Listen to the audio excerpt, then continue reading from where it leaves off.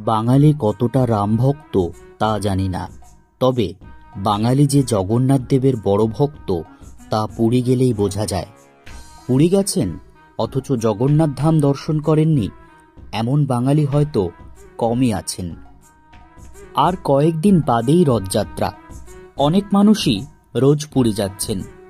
মন্দিরে ঢোকার আগে 10টি বিষয়ে সতর্ক থাকুন, না হলে আপনার পকেট কিন্তু ফাঁকা হবেই হবে। মন্দিরে প্রবেশ করে আমার জ্ঞানে যা বুঝেছি তাই আপনাদের বলছি, শুনেই দেখুন না একবার একমত হতে পারেন কিনা, আর অবশ্যই মতামত দেবেন।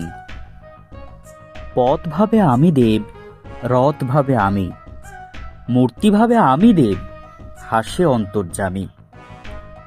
রবি ঠাকুরের এই লাইনগুলোর সাথে আমরা খুবই পরিচিত।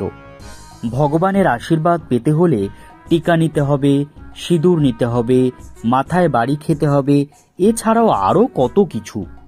আর এইখানেই মধ্যবিত্ত মানুষদের পকেট খালি হয়ে যায়। আসুন এবারে জেনে নিই জগন্নাথ ধামে কি কি বিষয়ে সতর্ক থাকবেন। প্রথমত, মন্দিরের ভিতরে সিঁদুর বা টিকা দেওয়ার জন্য অনেক পান্ডা থাকে, যেন মনে হবে ফ্রিতে টিকা লাগিয়ে দিচ্ছে। যদি একবার কপালে লাগিয়েই ফেলেন 50 থেকে 100 টাকা দিতেই হবে, জোর জবস্তি। তাই সতর্ক থাকবেন। যদি কারোর ইচ্ছে হয় টিকা লাগাতে, আগেই বলবেন যে আপনি কত টাকা দেবেন। ওনারা রাজি হলে তবেই লাগাবেন।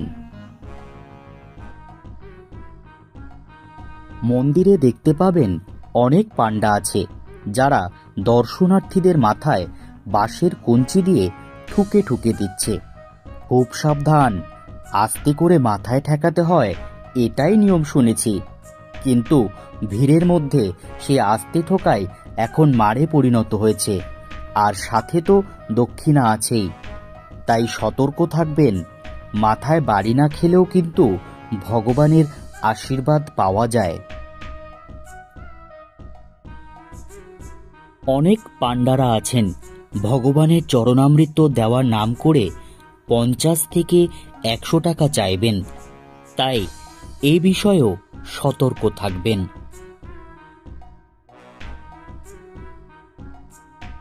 মূল মন্দিরের বাইরে আরও অনেক ছোট ছোট মন্দির আছে। চাইলে আপনি সেখানে পুজোও দিতে পারেন। পুজো দেওয়ার আগে আপনি দক্ষিণাস্বরূপ কত দিতে পারবেন তা বলে নেবেন, নইলে হাত ধরে সংকল্প করিয়ে আপনার কাছ থেকে 500 টাকা কিন্তু আদায় করে নেবে।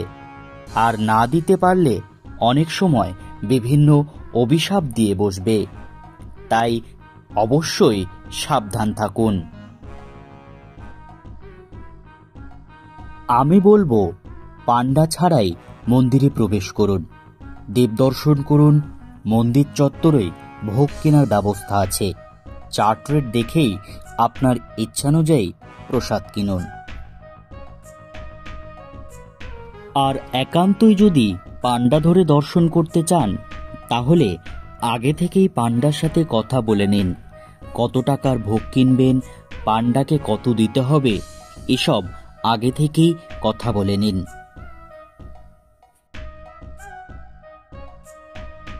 ভগবানের প্রসাদ হাতে পাওয়ার পরে তবেই পান্ডাকে টাকা দেবেন।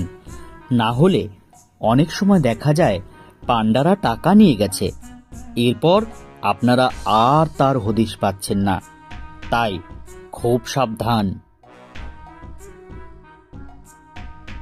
আপনারা আগের মতো আর শুধু পূর্বদ্বার দিয়ে নয়, মন্দিরের 4টি দ্বার দিয়েই মন্দিরের ভিতরে প্রবেশ করতে পারবেন। সম্প্রতি মন্দিরের 4টি দরজাই সবার জন্য খুলে দেওয়া হয়েছে। মন্দিরে প্রবেশের আগে পোশাক বিধি মাথায় রাখবেন। ছেলেদের ছেঁড়া ফাটা জিন্স, মেয়েদের শর্ট ড্রেস নিষিদ্ধ। চামড়ার বেল্ট, মানিব্যাগ, জুতো, মোবাইল, কোনোরূপ নেশাদ্রব্য নিয়ে মন্দিরে প্রবেশ নিষেধ। তাই সেগুলো নির্দিষ্ট জায়গায় রেখে দেবেন। তবে আমার মতে এগুলো হোটেলে রেখে আসাই ভালো।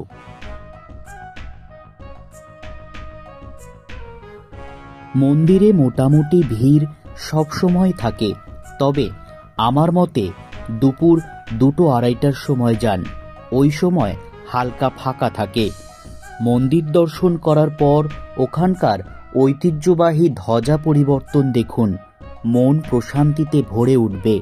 আর সাথে খিচুড়ি পোলাও ভোগ খেয়ে নিতে পারবেন।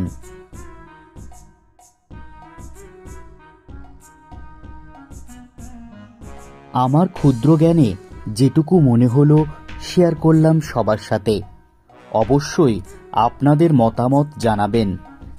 দেবদর্শনের আগে সতর্ক থাকুন, নইলে আপনার পকেট কিন্তু ফাঁকা হতে পারে। তবে হ্যাঁ, সমস্ত পাণ্ডা সমান নয়। কেউ কেউ আছেন আপনি যা দেবেন তাতেই তারা সন্তুষ্ট। তাই বুঝে শুনে সঠিক পাণ্ডাই বেছে নিন। ধন্যবাদ।